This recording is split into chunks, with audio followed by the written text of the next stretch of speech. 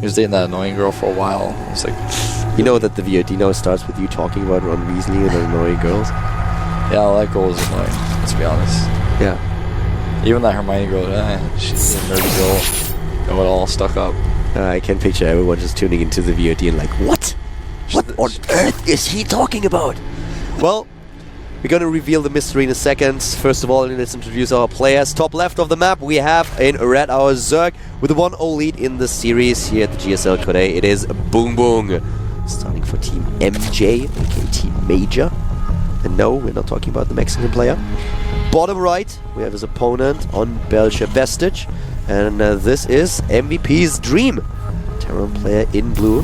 And we were, of course, talking earlier about our outfits later that we're going to wear in the second round of Code today, our Harry Potter outfits. Yeah. GSL is now sponsored by Hogwarts. By the way, I was thinking about Hermione.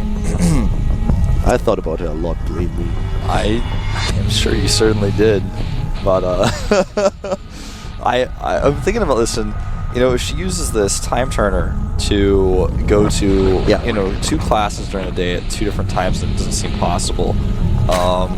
Does that mean if she consistently did that for 4 years, she keeps traveling in time, wouldn't she age and be twice as old as everybody else during that time period? Because the school year doesn't last the whole year, but it lasts a decent amount of time, and so if she does this for example 3 years, then she would actually age and she would grow to be older than the other characters, wouldn't she? I mean, am I mistaken here? Because I think that if you do that, your body's still going to age while you're time traveling back repeatedly. I don't know. Then suddenly, Harry and Ron just seem like 2 annoying teenage boys. You're like, well, I'm so mature. By the way, this early pool is going to pose a slight annoyance.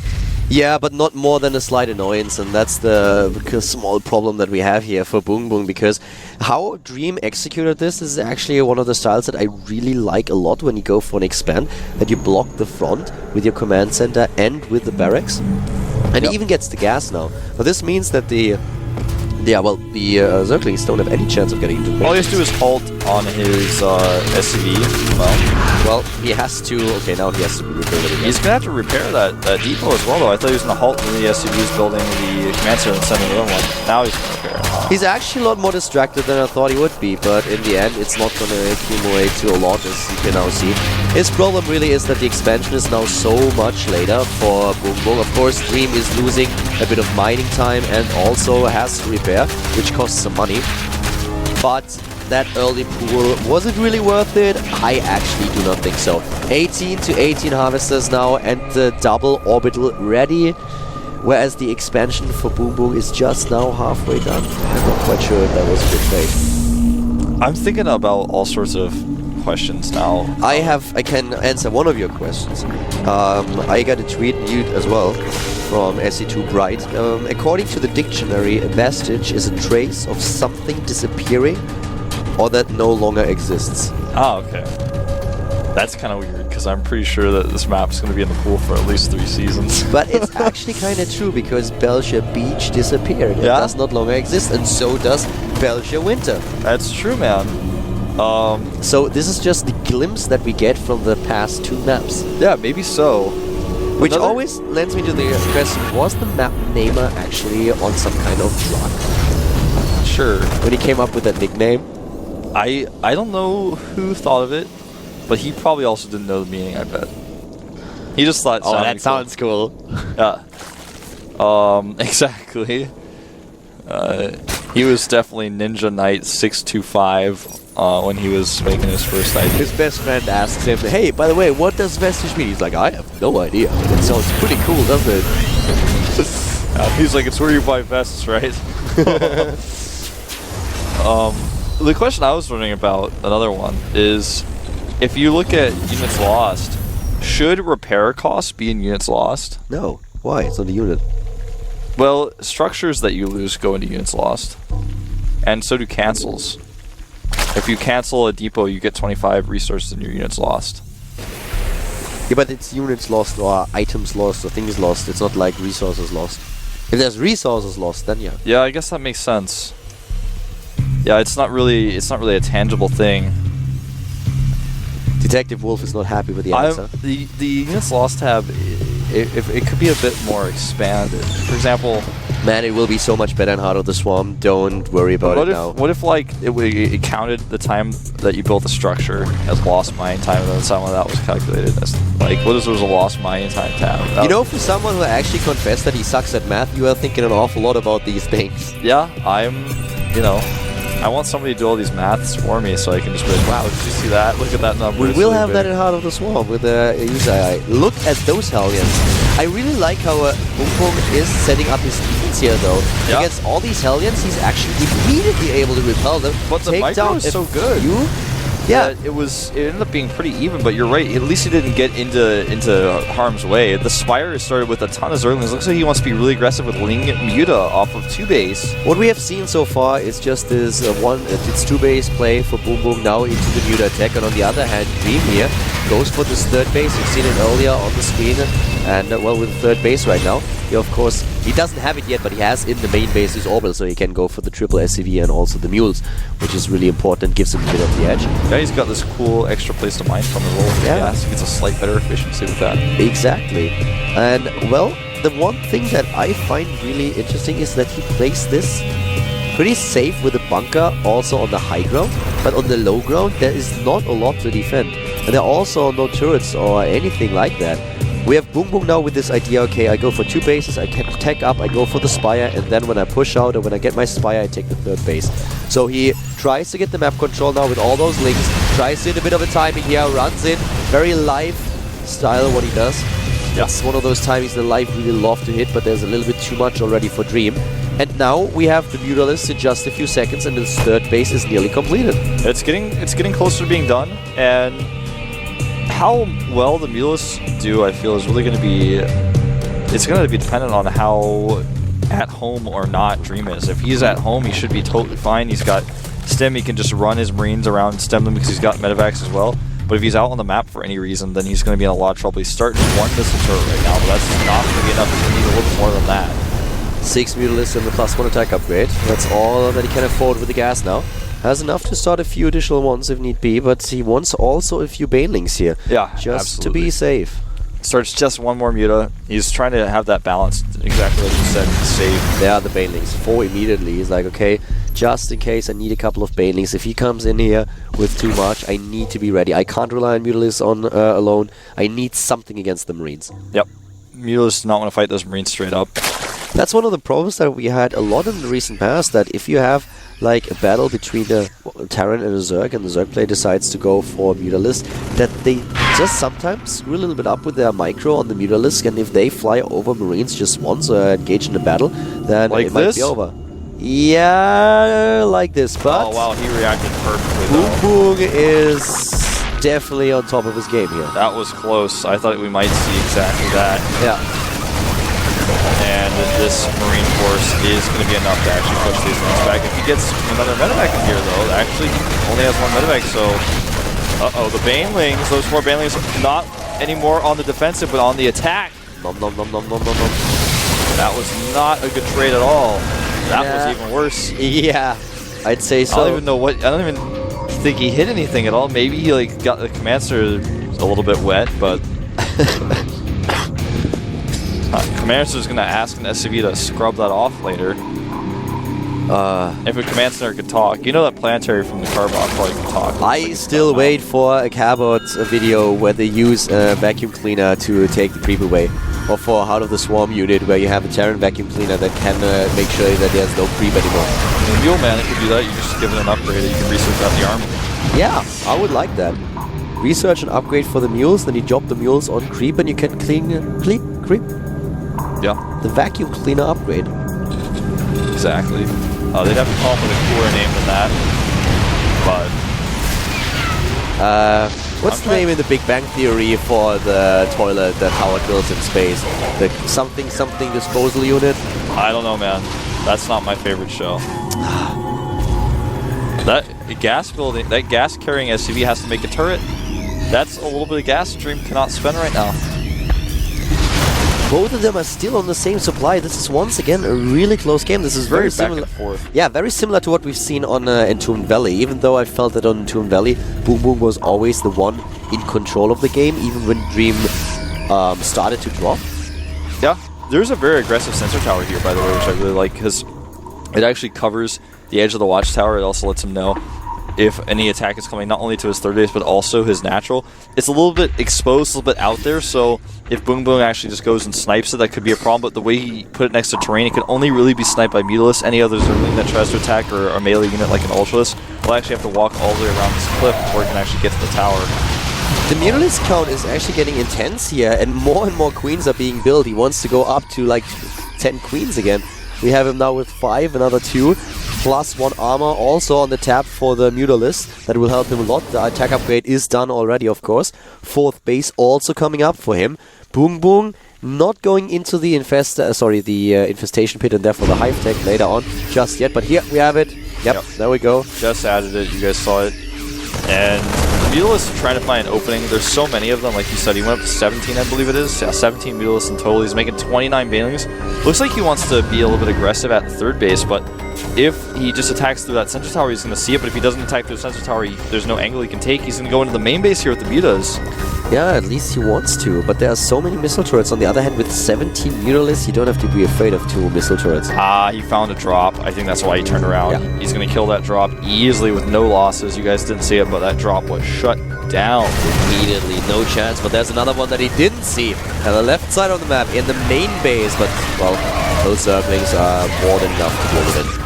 The banelings there are spotted though. If I'm Dream has that many banelings, I'd probably start in some bunkers. I'm probably not actually going to move across on green. I really like that BoongBoong is flexible enough to transition into the infestation pit and the hive tech fast enough. That will give him the upgrades that he needs, +3/+3. So far it's only going into +2/+2, but that's definitely going to help him a lot. So he's not stuck with this idea, I have to finish him in the mid-game. Yeah, it's always a bit risky when you try to finish players off like that. +1 for Infested Terrans coming out with the Pathogen Glands upgrade as well. And the tanks are a little bit on siege here. This is a concern of moving out when you see that many banelings, but there's enough siege tanks. I think they're well split here, so this is not going to be a good trade for BoongBoong at all. Well, the problem is that he doesn't have the banelings. Once again, the same problem. Too many banelings detonate into Thors and tanks. Yeah. You need to make sure that those banelings are always on the heels of the Marines. Because if too many Marines survive the battle, the remaining Mutalisks won't be able to do anything. Yeah, nor will the Zerglings either. If there's any Zerglings left over, they're just going to evaporate as well. Against heavily upgraded Marines. He tries to transfuse his hatchery, can't save it, and he can actually just, you can try to target down some Mutalisks, but that was a decent trade for BoongBoong overall, but he still has to deal with these Marines. They're so low on hit points. I can't believe it. He saves them. That was crazy. 1 Marine got unlucky. That medivac is still running, followed by all the Zerglings, and here come the Mutalisks. Yep. Nice. Trying actually to trade a Marine for a Baneling here. Doesn't work, but the reinforcements at least save 2 or 3 of the Marines.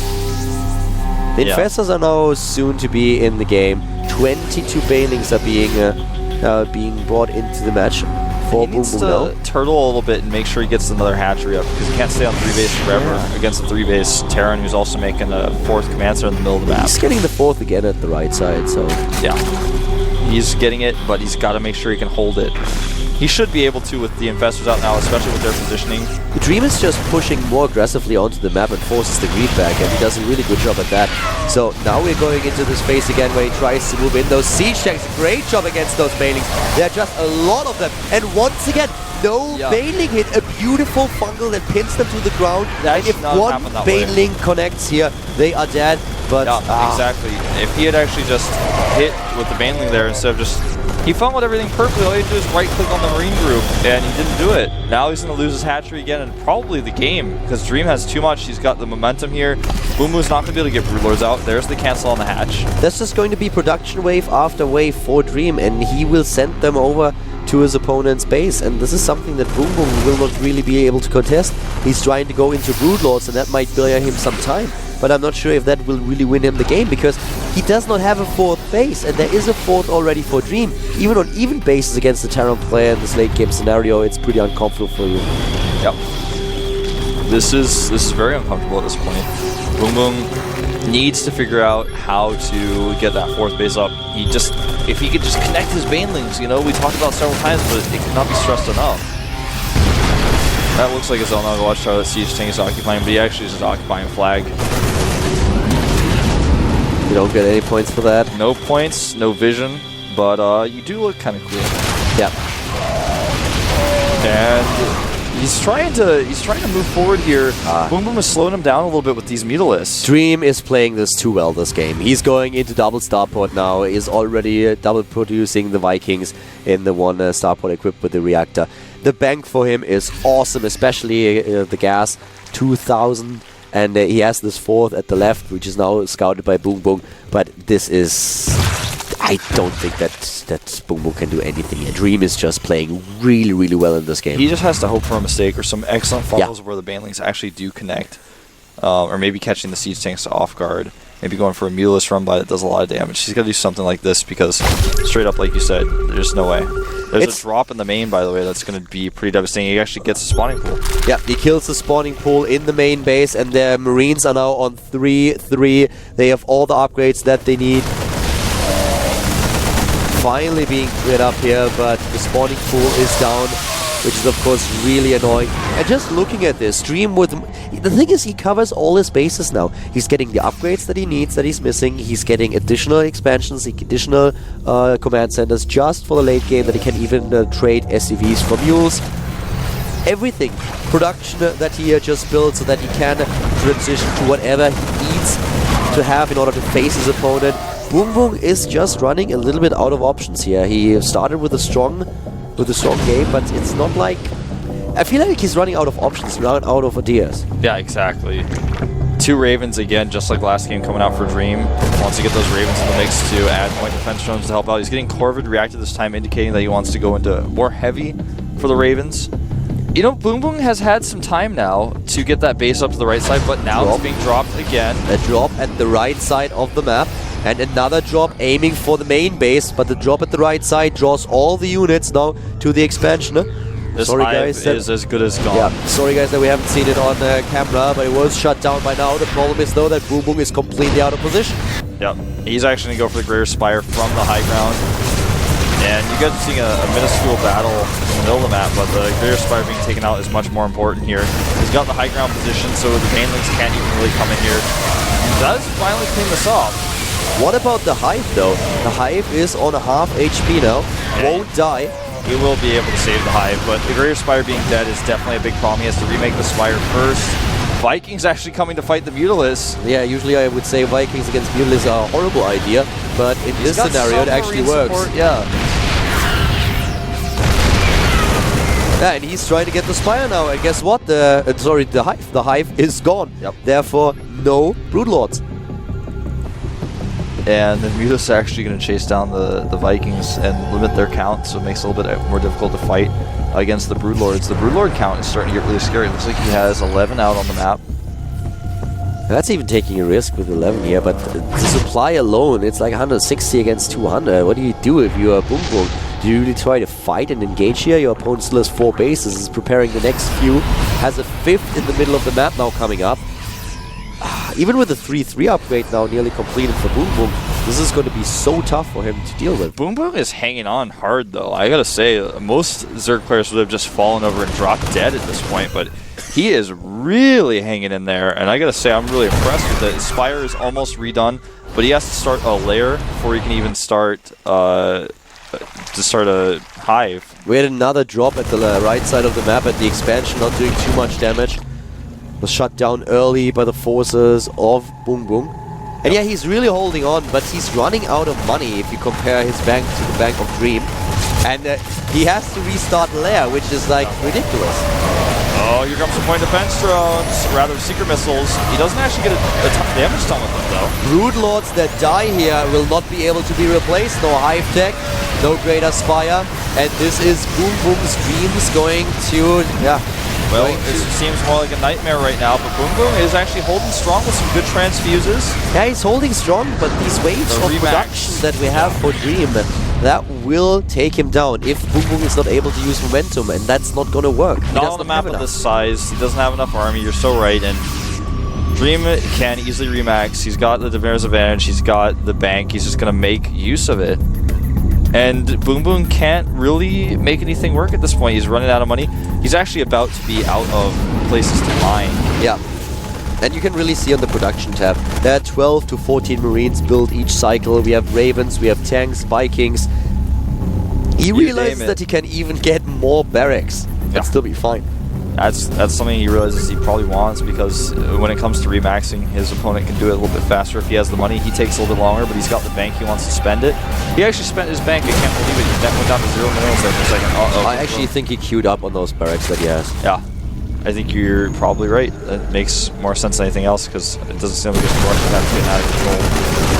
But now BoongBoong's even losing his last crease spread, like his very first crease that they put out in the beginning of the game. BoongBoong doesn't have a main base anymore, and this double drop to the right side is once again doing damage. And there is just so much, a nearly maxed out Terran player again. And this is just cycle after cycle hitting. Another attempt to take down a mining base and the tech. The spawning pool will fall here, no way to save it. And this is probably not going to be it either. Yep, doesn't look like it. The Baneling Nest goes down as well. And, I mean, Dream can actually save his Marines, or at the very least make them fight on the high ground here with a pretty good concave. He's going to actually take out the Lynx so cost efficiently. Yeah, the Medevac will die to Corruptors, but Corruptors actually have to run away from the Marines. It's a sad story. Yeah, this is really a BoongBoong at this point, of course, falling apart. He doesn't have the resources anymore to get this high attack up again. That's one of his problems. He can't even build Zerglings now because he doesn't have a pool. He's trying to go back into lair, trying to go back into the pool. But this is time that he loses. This is... He can't win, but he will not surrender. He will not die. No matter how hard Dream tries to pick him apart, he's just so resilient. I'm actually proud of him, man, for sticking in this well, because it's not like the game is actually over. It basically is over, but he's like, I'm hoping maybe I can get that engagement. Will argue there are still a few investors in the game for him. Well, there are in fact 13, and every time he makes a new one, that number gets higher because he's been doing a good job of saving those. Look at that, both players want this expansion. Yep, and well... I can tell you who's going to get it. Yeah, exactly. That's going to be Dream. Marines in position already. And BoongBoong is now going across the map, 50 supply behind though. And look at the upgrades that we now have for Dream. Exactly, durable materials. And here come the nukes that we talked about in game number 1. Now we have them in game number 2. Double Ghost Academy for MVP Dream. Yeah, it's going to be a great choice. I really like it. I mean, when you have this much of a bank, you can actually just start dropping bombs all over the map. And 2 fungals to kill extra Marines, that's all that BoongBoong can really do. Yeah, he's fighting, and BoongBoong always was a fighter. And his Great Aspire is now halfway done. Adrenaline Glands also started. He really tries to find something to do. And if you just look at the resources lost, it's still roughly even, but the Terran player playing a little bit more cost efficient.